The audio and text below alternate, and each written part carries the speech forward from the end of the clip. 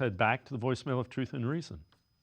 Hey guys, Dan in Maryland again. With regard to the upcoming draft and who the Browns should take with their first round pick, everybody's talking quarterbacks or top defenders like Abdul Carter or Travis Hunter. But I want to throw out one name that I'm becoming increasingly intrigued with, and that is Penn State's all-world tight end, Tyler Warren. That guy is going to be a terrific player in the pros. If we're serious about getting back to this Stefanski-style offense, we're going to need a legitimate tight end, too. And frankly, Tyler Warren wouldn't be tight end 2. He'd be tight end 1A. I think we pair him with Njoku and make 12 personnel our base offense, and that could be devastating and create a lot of really difficult matchups for opposing defenses. Obviously, we wouldn't want to take Warren at number 2, but trade back to maybe 6, 7, even 8 or 9. But I think that's a guy we definitely should be looking at, and he could really be a cornerstone of our franchise for years to come. Anyhow, keep up the good work. Go Browns. As always, appreciate all the voicemails. Jeff, I like Warren. I think he's going to be a really good pro.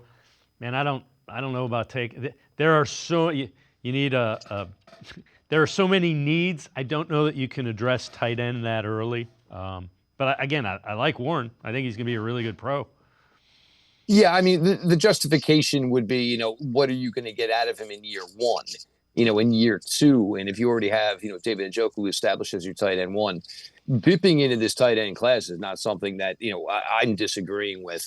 I think because what we've learned from David Njoku, and we probably learned last year when he was dinged up, is he's such a focal point of the offense just by being out there. He can patrol that middle. You have to devote some underneath coverage to him. The guys up top on the roof have to, know where David Njoku is underneath as well. And so therefore, what you need to do is you kind of have to have a plan in place for, what you're going to do when David Njoku needs to leave the field or, God forbid, David Njoku misses some time. So maybe go out and get a veteran hand in the dirt blocking guy.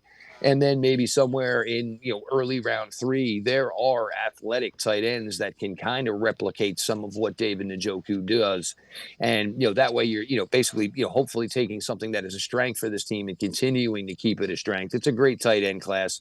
But there are bigger needs. And, the fact that, I don't think they're going to dedicate going 12 personnel. And the other thing is, David Njoku has worked into being a pretty good blocker. Tyler Warren, that's the one thing that, everybody always wants to look at the positive sides, of the written part of, the draft.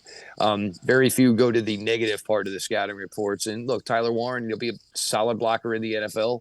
It takes work. And, that is something that Tyler Warren is going to have ahead of him once he gets into the league.